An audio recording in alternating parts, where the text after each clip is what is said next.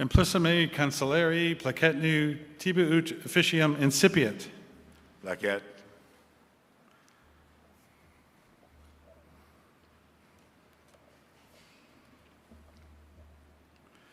Please be seated.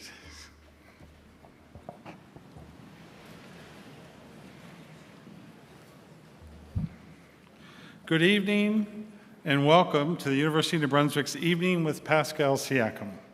My name is Paul Mazerol and I'm privileged to serve as UNB's 19th President and Vice Chancellor. I want to begin by respectfully acknowledging that our university, UNB, stands on unsurrendered and unceded traditional Wistake land. The lands of Wabanaki people are recognized in a series of peace and friendship treaties to establish an ongoing relationship of peace, friendship, and mutual respect between equal nations. The river that runs by our university is known as Wolastook, along which live the Wistagweg, the people of the beautiful and bountiful river. Wolastook is also called the St. John River. It is my pleasure to invite our interim Bulawita Housewind, Todd Ross, to deliver a welcome. Todd?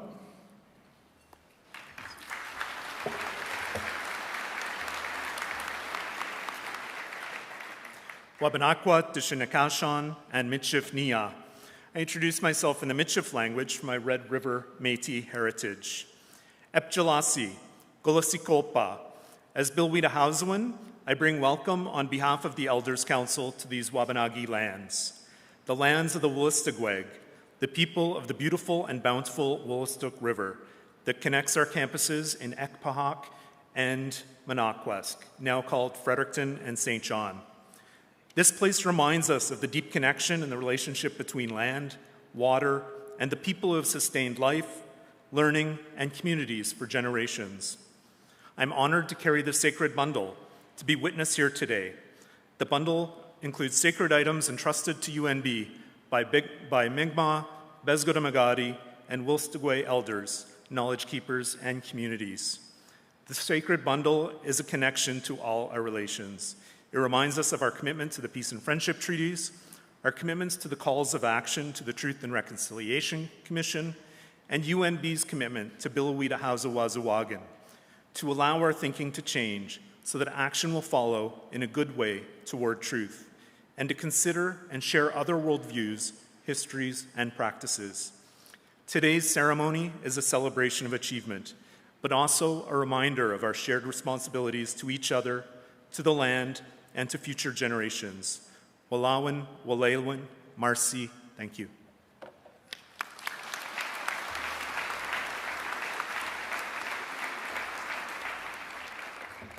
Thank you, Todd. The members of our platform party this afternoon include our Chancellor, Wade McLaughlin, our Board Chair, Janet Hoyt, our Provost and Vice President, Provost and Vice President Academic, Petra Hauff, our Vice President Research, Dave McGee, our Vice Provost, Kathy Wilson and Van Lance, our Interim Bulawita Housewind, Todd Ross, our University Secretary, Sarah DeVrain, and of course, our honorary degree recipient, Pascal Siakam. Thank you all.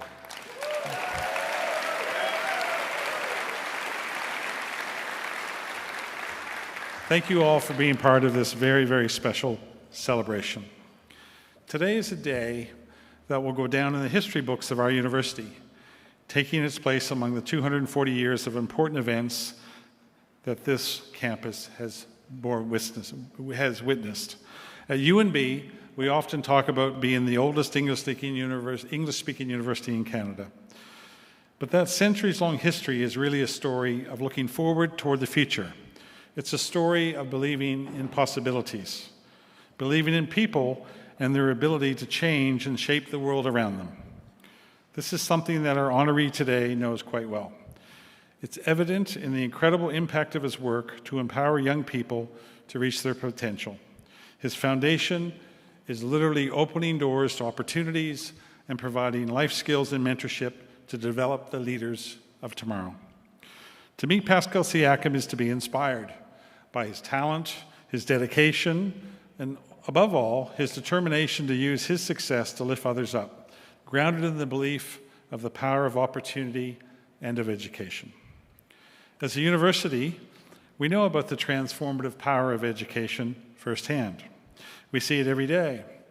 It's the incredible thing that happens when we take what we have, knowledge, skills, ability, time, and patience, and we share it widely with others. It's the magic that happens when you believe in the potential of people and that no obstacle is insurmountable when met with hard work and dedication. This is the story of UNB. It's why we open our doors wide to the world to learn from each other and to go on to make a positive difference in the lives of other people. We are honored to have Pascal Siakam here today and to be able to celebrate the positive difference he has made and continues to make in the lives of so many people. I now invite our Provost, Dr. Petra Hauff, to begin the conferral of the honorary degree.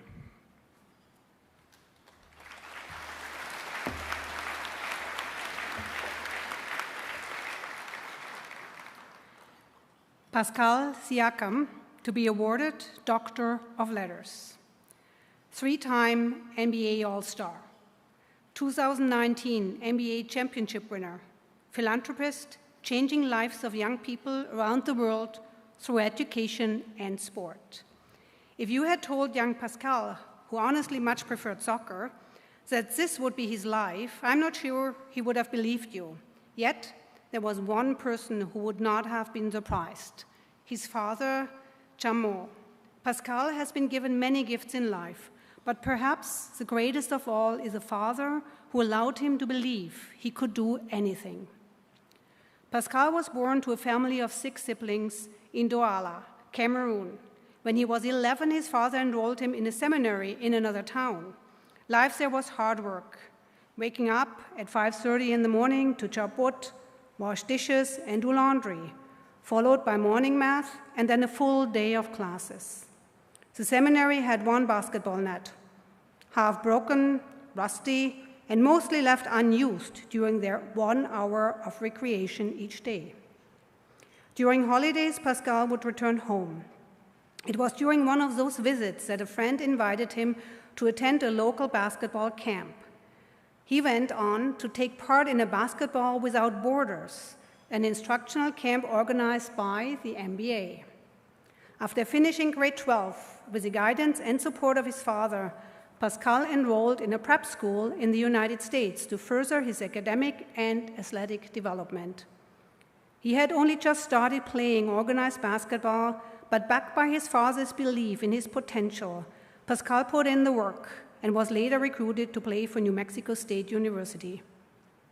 That first year, he was injured and redshirted the entire season. The next year, he came off the bench, worked his way to the starting lineup, and took home Conference Freshman of the Year.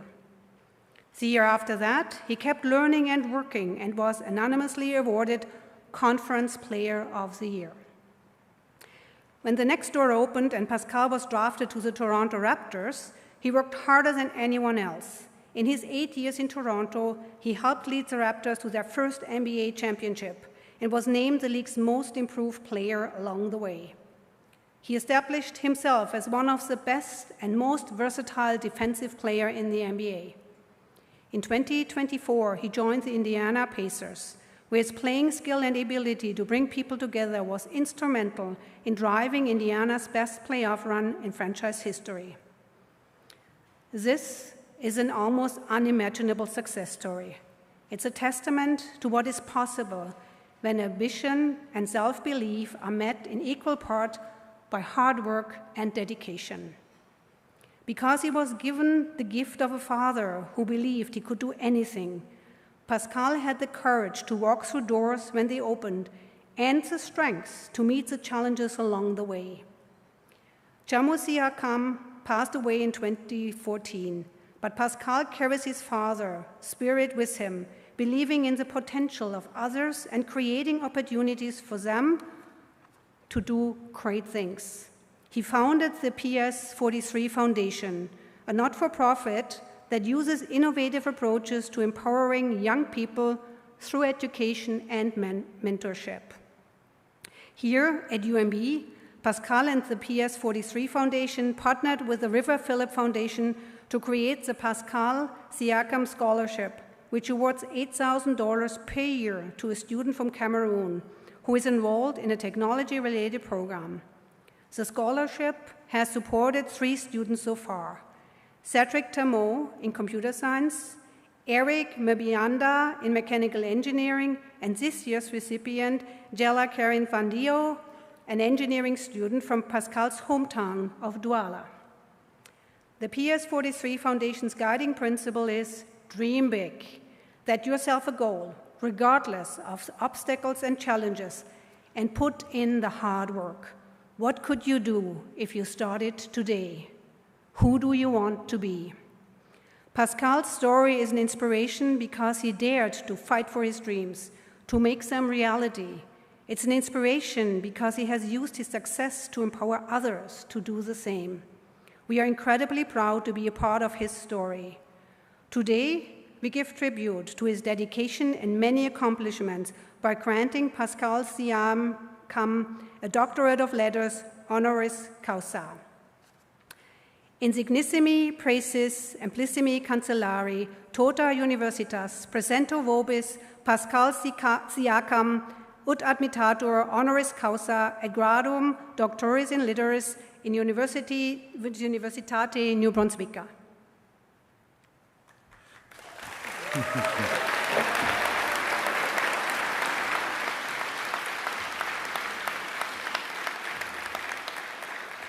Ego amico te Pascal Siakam honoris causa ad gradum doctoris in litteris in Novi Universitate Novi Brunswicki.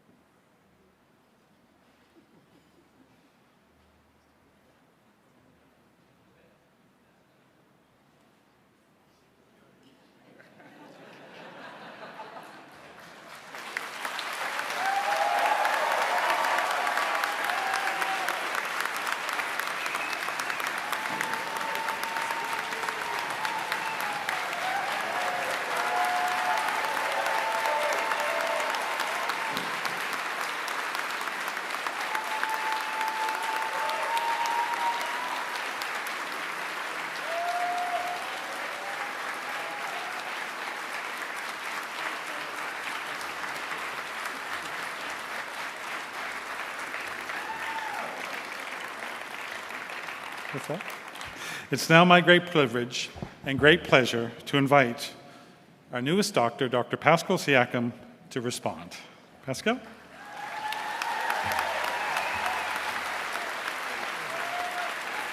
Oh. All right. Yeah. Well, first of all, thank you guys so much for coming. I didn't expect this many people here, but it's exciting. All right. Oh, thank you. Love you too. Love you too. Thank you. Thank you. Thank you.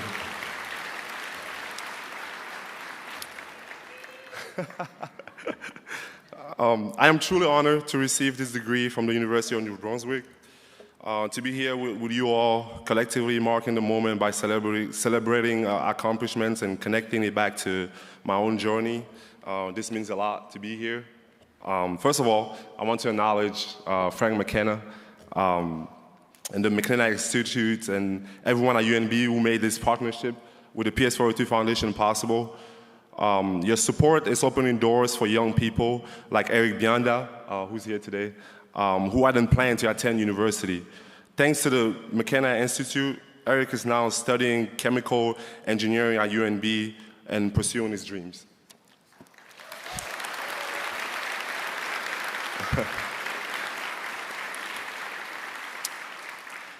Another UNB student, Cedric Tamot, who's our first scholarship recipient, is thriving in computer science, and seeing these young people grow reminds me of why I do this work. In Cameroon, we have a saying, "He who learns teaches." Education is not only about personal success, it's about passing it on what you know, opening doors for others, and lifting the next generation higher. Today is the proof that when you put in the work, doors open. And that's what education is all about, access. Access isn't a handout. In my view, it's a head start. The knowledge, skills, and networks you have to access to be here at UNB are tools you can use to navigate and lead in a world that's changing fast. Truthfully, this is a day that makes me think of and miss my father. Basketball, in his mind, was never the end goal. It ended up being a vehicle for me, but the goal is set forth for me and my sibling was achievement through education. My own journey from Douala to the NBA has always been bigger than basketball. That's why through the PS42 Foundation and our partnership with the McKenna Institute, we launched the Pascal Siakam Scholarship for Cameroonian students studying computer science right here at UNB, just like Eric and Cedric. Because global roots create local impact, we must always give back. In Cameroon, we say the roots are deep. When the roots are deep, there's no reason to fear the wind. My own path has taught me that. I didn't pick up basketball until I was 17 years old, and along the way, there were many doubts, many challenges, and moments where the wind felt too strong. But my own roots, the values of discipline, humility, and family gave me the strength to keep going. That's why I think of my father every day. Those roots still ground me today, and they remind me that true success is not only about what you achieve, but how you help others rise. But ultimately, the real story isn't about me. It's about you here today, the future builders. This rich and supportive UNB community, you are living in a moment where technology, creativity, and integrity will shape everything that comes next. And like I tell the kids we work with, no dream is too big when you believe in yourself and have the right roadmap. So I urge you all here today to continue to carry your own roots with pride, lead with conviction, and never stop believing, and never stop being a generation of dreamers. Thank you, UNB, for this incredible honor. I'm proud to be officially part of your family now, and yeah, you can call me Dr. Siakam. Thank you. Thank you, guys.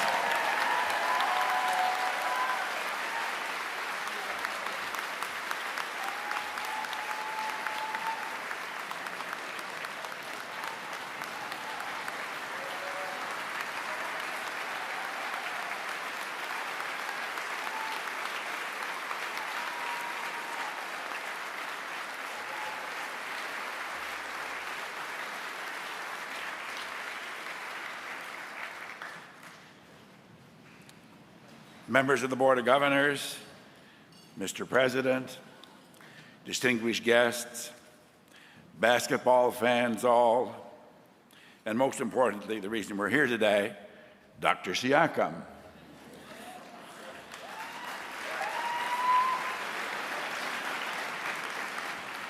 Good evening, everyone. Bonsoir tout le monde. Quoi? C'est un privilège profond pour nous toutes et tous de participer à cette journée importante de reconnaissance des contributions, des accomplissements et de la vie de Pascal Siakam, who, by the way, his first language is French.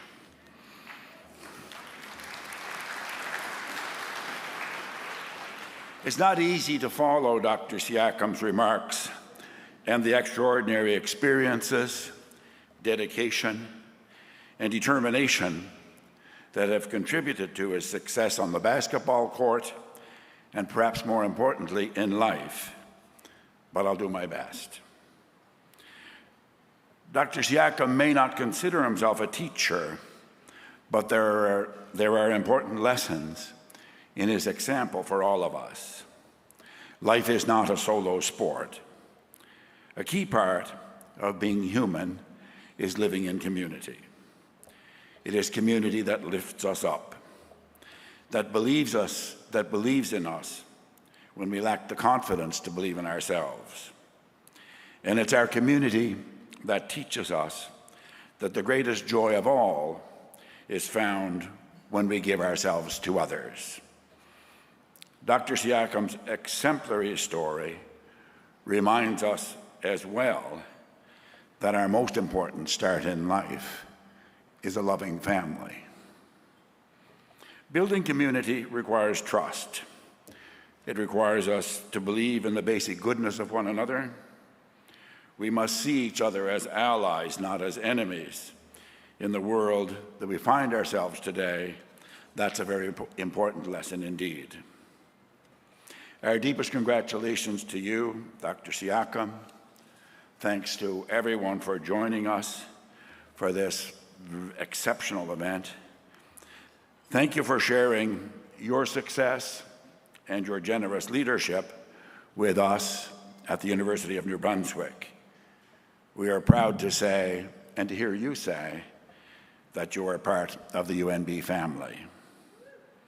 De la part de l'Université de Nouveau-Brunswick, nous vous offrons nos félicitations, notre admiration, et notre amitié. And I know I speak for all of us here when I say we can't wait to see what you will do next. And may I add, of the many lessons that we take away from today's event, and for those of us who saw those stickers with the size 16 sneakers around on the floor, we can all agree that yours are big shoes to fill. Thanks everyone for being here. Congratulations, Dr. Siakam.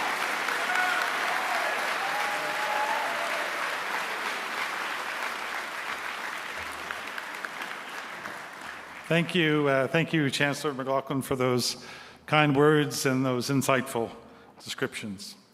On behalf of our Chancellor, the Board of Governors, the Senate, and the faculty and staff of UNB, I extend to Dr. Siakam our most sincere congratulations on your achievement and our very best wishes for your future. And we know it's a very impactful future, and we'll watch with inspiration and pride as you shape and deliver for so many young people across the world. Congratulations.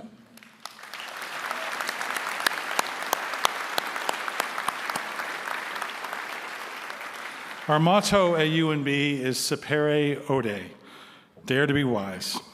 This is a call to be courageous, to trust in yourself, think critically, and embrace change. For centuries, graduates of UNB have embraced those words and have gone on to make the world a better place. We are all part of that history. I would now like to extend my dear thanks to Dr. Siakam's family and friends and supporters who are here with us in person, as well as those who are watching online.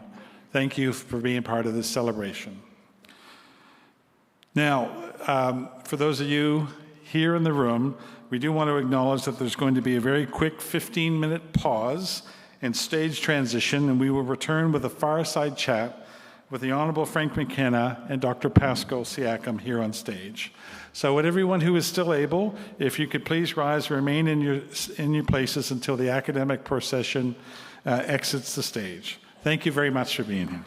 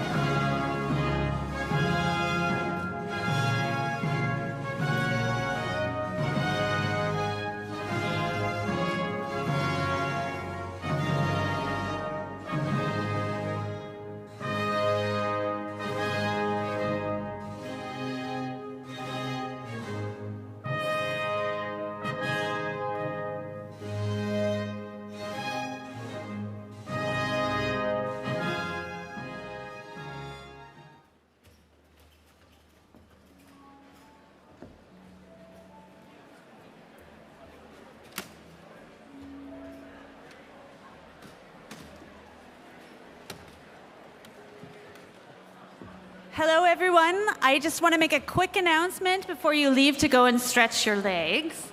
So you're all going to have a few minutes to get up, take a break, go to concession stand if you need to. But I would be quite excited to announce the winners for passes to the reception that follows this event. So the winners are Dan Cartwright from Upper Tracy, Brenda Parks from Keswick Ridge, Eric Kong from Fredericton, Danny Nodden from St. Stephen, Peyton Hooper from Petitcodiac, Matt Markey from Fredericton, Jill Jolineau from St. John, Spencer Murray from Beldoon, Emma Colley from Toronto, and Heidi McDonald from Rothsay. Congratulations to all our winners. You can pick up your reception passes from the table in the back by presenting your ticket and some ID. So please enjoy the short break and we'll be right back.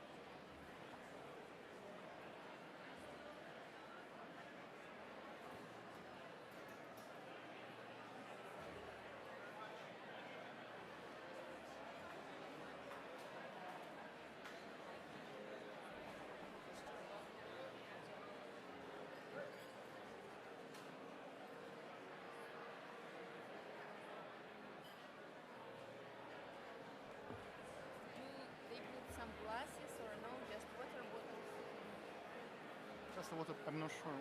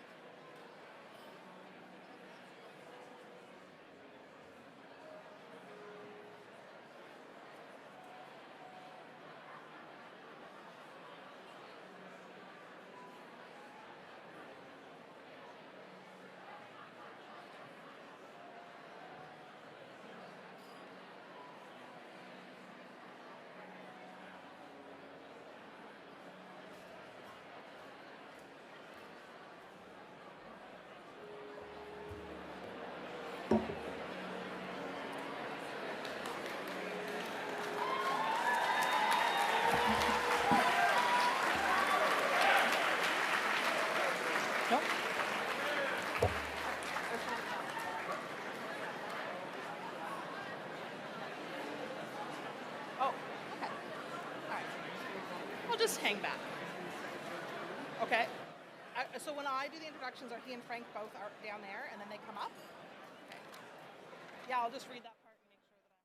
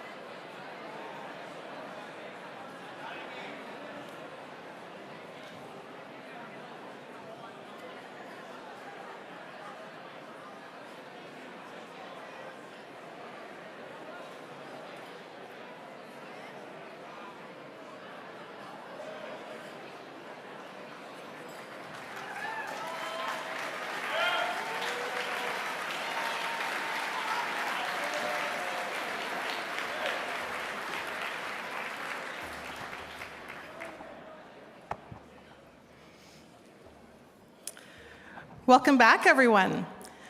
My name is Michelle McNeil. I'm the Executive Director of UNB's Associated Alumni and a proud two-time alumna of the University of New Brunswick. And I could not be more thrilled to officially welcome Dr. Pascal Siakam to UNB's alumni family.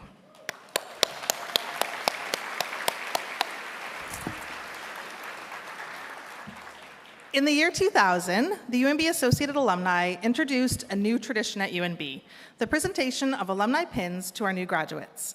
It was our sincere pleasure to present one to Dr. Siakam with his parchment this evening. The pin serves as a reminder that you will always be part of our UNB family. There are more than 100,000 UNB alumni living around the world, transforming knowledge into action and creating positive change in their communities and their professions. Many of you are here tonight. UNB alumni are known as inspiring leaders, innovators, and changemakers. So I'm sure you can all see how Dr. Siakam will fit right in with us. Our alumni family, along with millions of other people across the globe, have marveled at his skill on the basketball court. I'm sure I'm not the only one in the room who jumped right out of my seat when he helped the Raptors win their first ever NBA championship.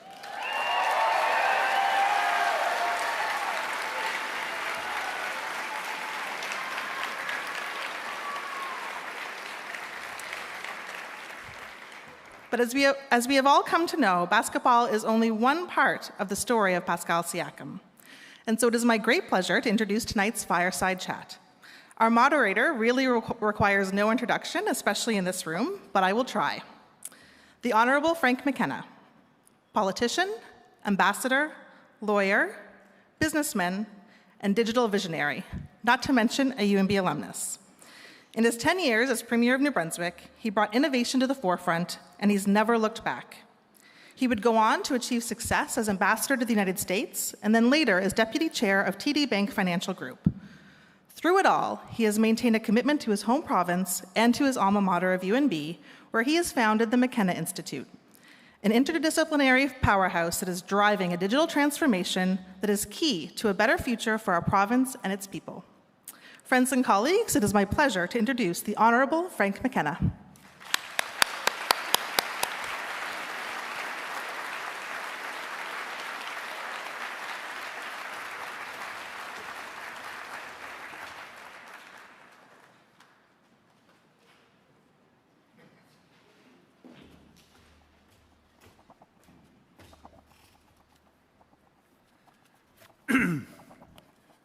Big room, I'm very nervous. Crowd like this. So thank you, Michelle. It's a real pleasure to be with you. Je suis ravi d'être parmi vous aujourd'hui. And thank you so many people for coming out at a time which is very precious for you. And to listen to one of the most inspiring figures in sports today, Pascal Siakam. As we heard earlier, he's a three-time NBA All-Star, a key member of the 2019 NBA championship winning Toronto Raptors. And by the way, it's not just the Toronto Raptors, it's the Canadian Raptors. This is Canada's basketball team.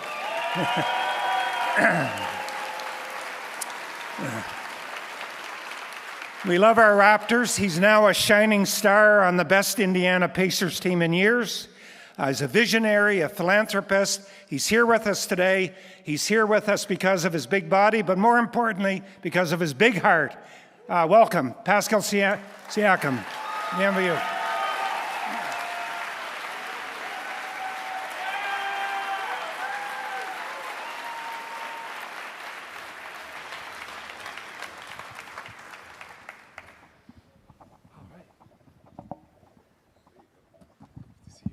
Okay, are we live? You can hear us? Okay, thank you very much. Well, Pascal, Dr. Siakam. Thank you. Get it right. The only one I've ever heard of, and this dates me too much, the only one I've ever heard of who's a doctor in basketball is Dr. J. Julius Erving, eh? Yes. Not a bad basketball player either. Not bad at all. So Great. we're going to, now on the court, people will be saying, pass me the ball, Dr. Pascal. Anyway, a couple of things I want to talk about. First of all, when we first got together, I was struck at the commonalities between us. We're both the same size.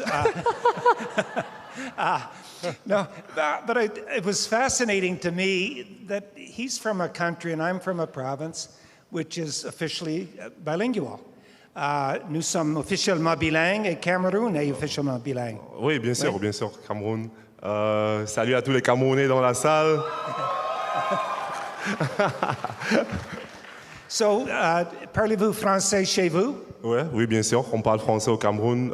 C'est la première langue et puis aussi l'anglais, c'est la deuxième langue. So there are a lot of similarities in our two jurisdictions. The other thing that I found out is that we both started off studying to be priest. And man. it didn't work out very well, did it? Yeah, right, yeah. Well, I went to a seminary from grade 6 through 12, and I don't think it was my calling, I would say. But I just learned so many things there, and I think it shaped me to be the man that I am today. So I'm very grateful for that institution. Yeah, it wasn't my calling, as it turned out, but it was a journey. So if we went back, that was St. Andrew's Seminary that you were in? Yes, sir. So an 11-year-old Pascal Siakam, do you think anybody at that time would have predicted that you would go on to extraordinary heights? Yeah, I don't know. I think we have to ask my teachers and stuff, but I thought I was a pretty decent kid, I would say. Yeah. Obviously coming up from a really good family, like I had good foundations, but obviously I didn't want to be there. I don't think when you're 11 years old, you want to leave your family and go somewhere 5, 6, 7 hours away. So it was really challenging. And I don't think, if you told my 11-year-old self that I'll be here today and I'll be called Dr. Siakam, like I don't think he'll believe me for sure. He won't believe me at all. It's amazing. So you've got a family of 6 siblings altogether. So why don't we start by talking about your number? What does your number signify? Why is it so important to you? Yeah, my number, I think when I was trying to find a number, again, family for me is everything. I feel like I owe everything and who I am to my family. And so I was trying to find a number. At first I thought 7. That was like the way I looked at it because it's 7 of us total. But after that I was like, okay, I'll get the 4 for my dad and my 3 brothers, and then the 3 was for my mom and my 2 sisters. So I just always thought a way for me to represent them was like having them on my back and knowing that they have my support and they're there for me throughout the whole journey of me accomplishing the things that I want to accomplish. And it was just a cool way for me to show that, I have them and they always have my back.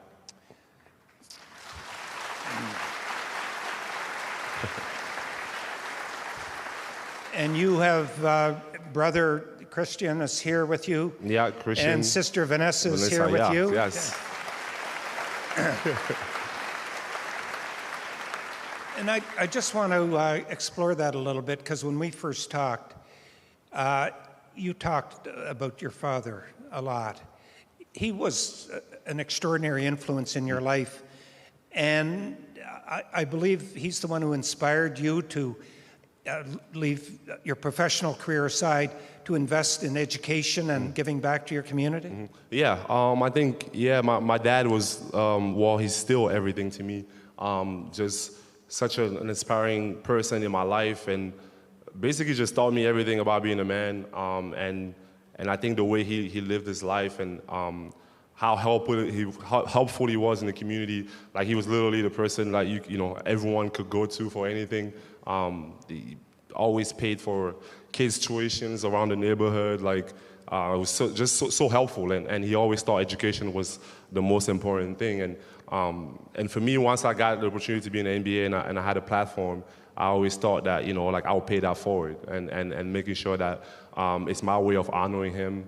Obviously, he was a big basketball fan. I'm sure he would have loved me playing basketball right now and doing all the things that I'm doing, winning a championship for the Toronto Raptors, and being now in Indiana. Like, he would have loved everything. But I think he would be probably more proud of the fact that we're helping young kids, and having the scholarship here at UNB and doing those things. I think he would be more proud of that.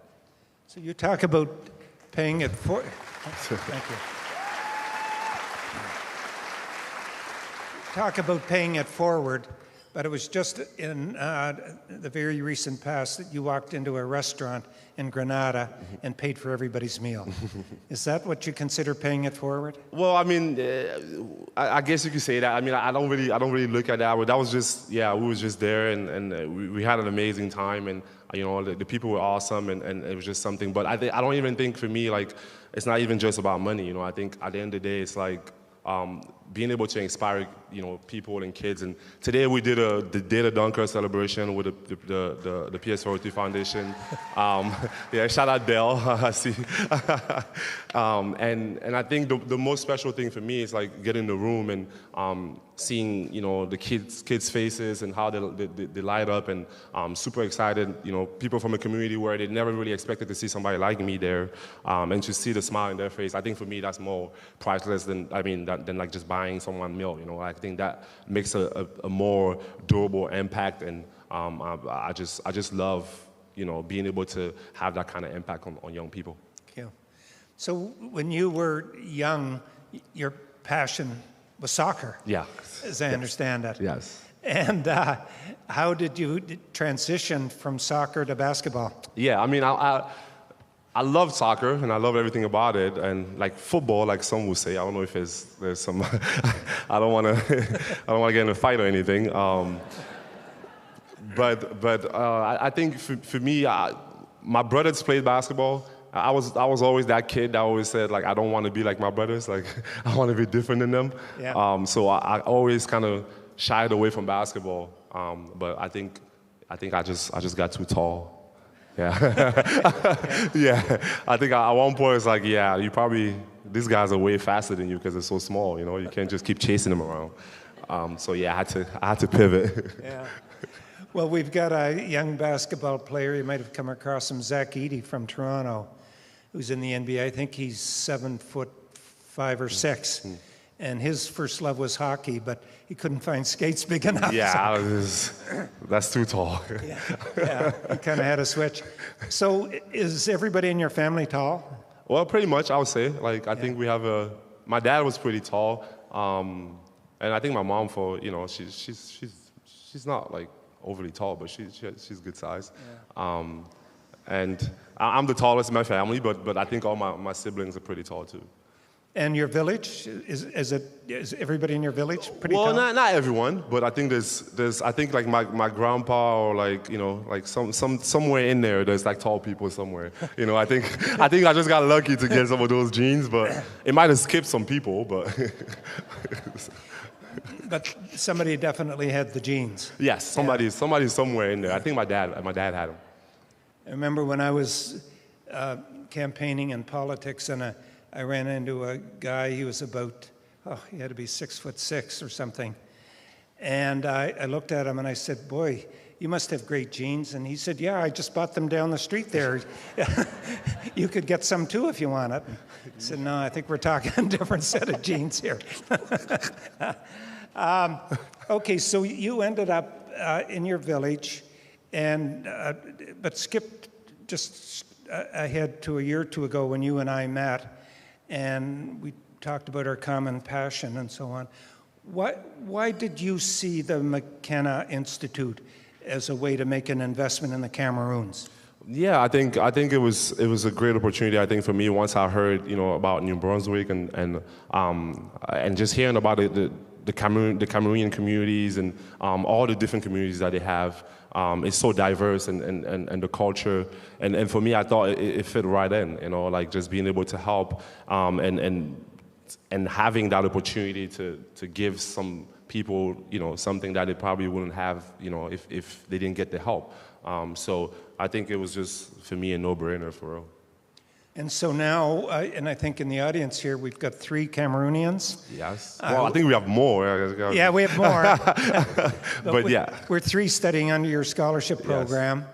Yes. And I believe all will go back and start contributing their knowledge to the Cameroons. Yeah, I think that's the hope, like we got to continue to, like you said, pay it forward. And I just want for us to continue to help as much as we can. And if we can, touch more people and they can, then go and touch more people, I think that's how we create change.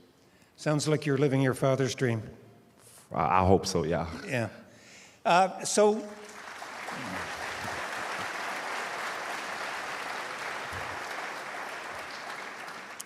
you transitioned into basketball and were discovered, obviously, and then you ended up going to America, and you were 18 years old, and that must have been a bit of a terrifying experience to be away from your support system. And A different language, different culture, everything? Yeah, no, for sure. It was definitely difficult. I think for me, like I remember coming in and, had to learn English and, I think I was just sit there watching TV all day, every day, hoping to get like, the rhythm of the words and everything, and just wanted to fit in, and I think coming from a different place and being thrown into an environment like that is really hard, and I think for me, I kind of, the experience that I had going to seminary and learning those things kind of like helped me in that environment, because now I was away from my family and I was kind of used to being away from my family, so it made it a little bit easier to adjust to everything. But it was definitely challenging, and but I think for me, I'm just a little bit of one of those guys that I don't like to ask for help as much, so my brothers would call me and be like, "Oh man, how you doing? Like, is everything okay?" Like, I'm like, "Yeah, no, everything is fantastic." And I'm like, "I'm really starving right now, for real." But I won't tell them that, you know what I mean? So it was tough. It was a tough journey, but I think you go through life and you get those experiences, and they shape you to be who you are as a person, and I think it helped me, and now when I have tough moments and I can think of those times, and I think it helps me.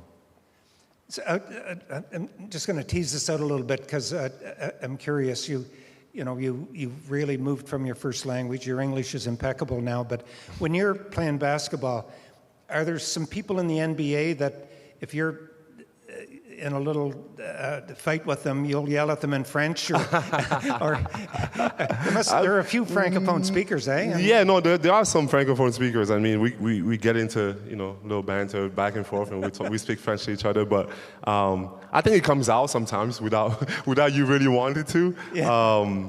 But yeah, I'm so used to speaking English now that it's like, unless I'm like with like actual other French speakers, like it kind of goes in the background. Yeah. But yeah, it'll come out sometimes if I'm frustrated. Not necessarily from the Cameroons, a lot of North Africans, but France itself is producing some great basketball players. Yeah, no, I think the game is really evolving, and literally we have players from all over the world really in the NBA now, and like you said, a lot of French players. Yeah, real international game. Yes. So you have a motto, which I think is pretty inspirational: humble, hustle hard. What does that mean to you? Yeah, I think for me, I just want to always remind myself, where I come from. Like I come from a small town in Cameroon, and I don't think a lot of us really dream of being in these places. And I always want to carry that wherever I'm at. Obviously being humble, representing my family, and also knowing how hard it is to get to where I want to get to. So you have to really work hard, you have to hustle. And I started playing basketball when I was 16, 17 years old. So I was late, like I played against people that started when they were 4 years old, so like they've been playing basketball their whole lives pretty much. And to be able to go out there and compete with those guys, you have to really be resilient. You got to work harder than them. And I think that's what I pride myself in, just outworking everyone. And then also just being a loving person. And I think the hard part of it is just loving, the person next to you, continue to love each other and love your family, and making sure that you lead with love, because at the end of the day, we all humans, and at the end of the day, we got to help each other. So that's the way I look at it.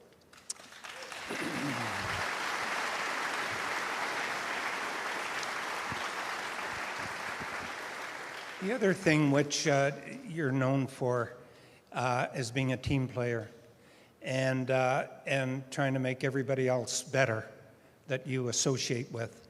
Is that something that you take pride in? Yeah, for sure. And I think for me it comes from, for me to be here where I am today, I had to go to certain places. I had to go to Basketball Without Borders. Like, someone had to invite me there.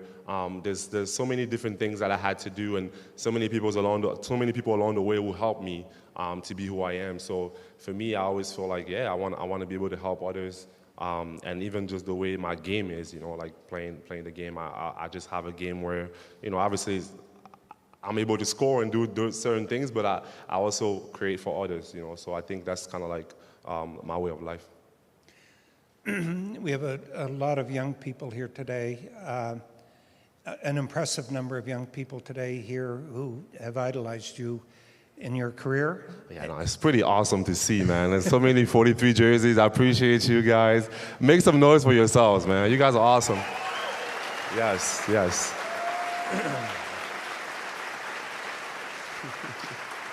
And so, as we wind down, you often talk about dreaming big.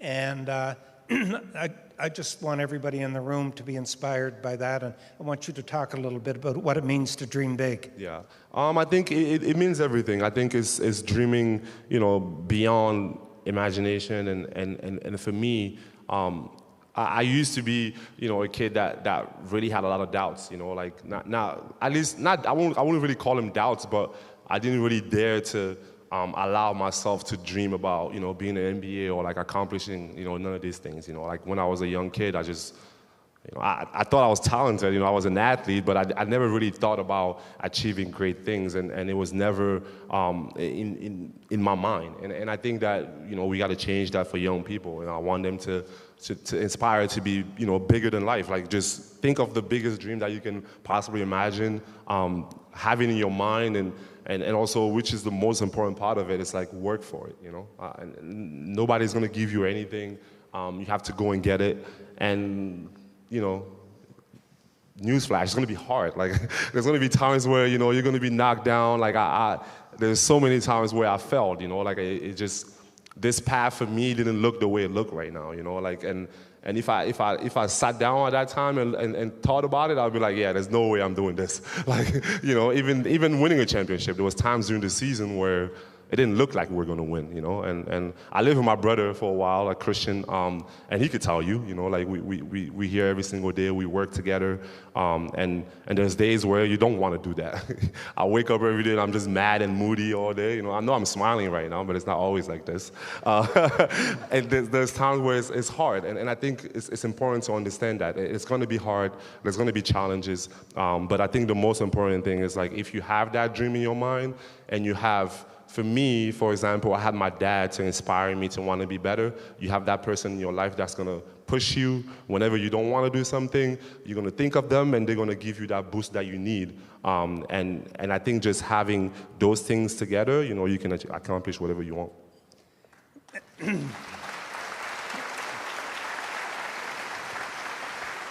Pascal, I can't think of a better way to wrap it up than that. I once watched a golfer on television being quizzed, and the announcer said to him, "You were very lucky today." He said, "Yeah, and the harder I practice, the luckier I get."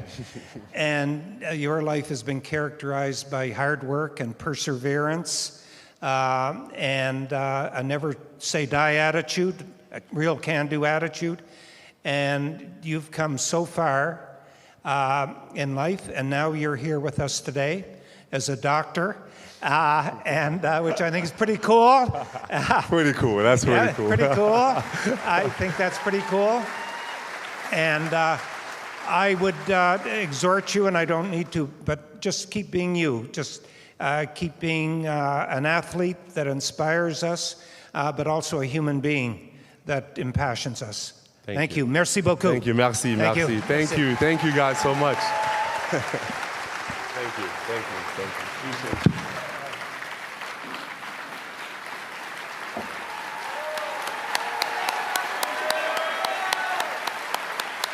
This is awesome. Sorry.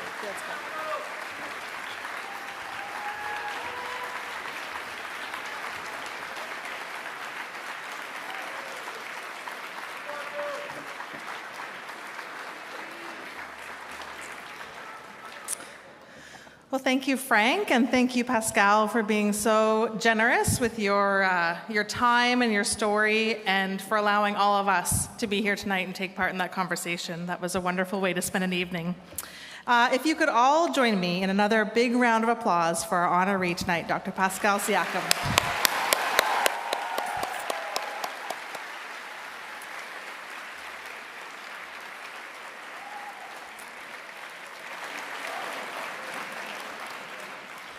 So now I've got a few fun announcements and some well-deserved thank yous as we wrap up the evening. To begin, the 2 leather chairs that were occupied by Dr. Siakam and the Honorable Frank McKenna during the fireside chat have been generously provided by Hotchkiss Home Furnishing. They will be, oh, yep, thank you. And in an interesting turn of events, they will be available for purchase through an auction at Hotchkiss Home Furnishing on Prospect Street from September 4th to the 13th. The proceeds will be donated to the Pascal Siakam Scholarship at UNB through the PS43 Foundation. So if you'd like to have those for yourself, go see our friend Chris at Hotchkiss. On behalf of UNB, I'd like to thank Chris Hotchkiss and the Hotchkiss Home Furnishing team for their support, the continued support of UNB, as well as our Fredericton community. I'd also like to thank the River Phillip Foundation for the work they are doing with the PS43 Foundation to help young people from Cameroon continue their education and chase their dreams.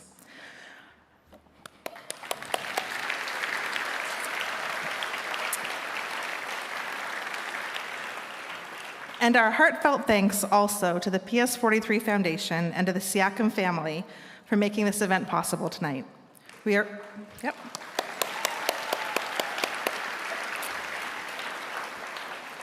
are all so honored to share in celebrating the impact that your work is having around the world, and we look forward to seeing that impact continue to grow. Earlier this evening, we entered all of your tickets in a draw for some great prizes, and I'm about to announce the winners of some of those prizes. If your name is announced, you can go to the back of the room, see Haley and Suzanne back there to collect your prize. So to start, I am delighted to announce the winners of 3 items that were generously donated by the PS43 Foundation. The winner of a signed Indiana Pacers Siakam jersey is Mallory Bolden from Fredericton.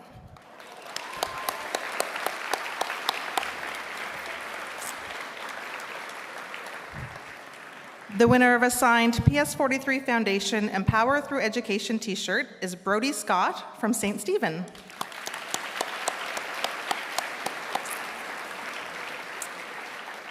And the winner of a signed PS43 Foundation hoodie is Olivia Carmichael from Fredericton.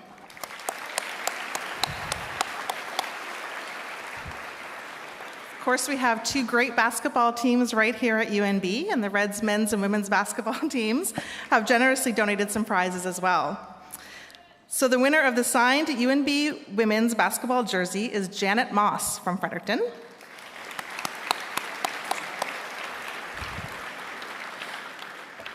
The winner of the signed UNB women's warm-up shirt is a friend of mine I haven't seen in about 25 years, if he's here somewhere, Dan Cartwright from Upper Tracy.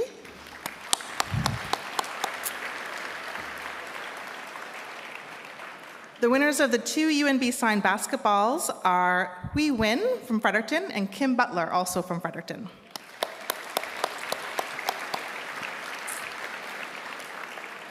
The winner of the signed UNB basketball hat is Xavier Jassani from Russia-Gornish. The winner of the signed UNB men's basketball jersey is Liam Roche from Long Reach. And the last one of the evening, the winner of the signed UNB basketball t-shirt is Kate Griffin from Quispamsis. So congratulations, everyone, and as I mentioned, if I called your name, just go see our friends Haley and Suzanne at the back of the room. I'd like to end by thanking everyone at UNB, my friends and colleagues who made this event possible, and a special thank you to each one of you for choosing to join with us tonight in this celebration. It was so great to see this community come together to celebrate with us. Thank you for being here.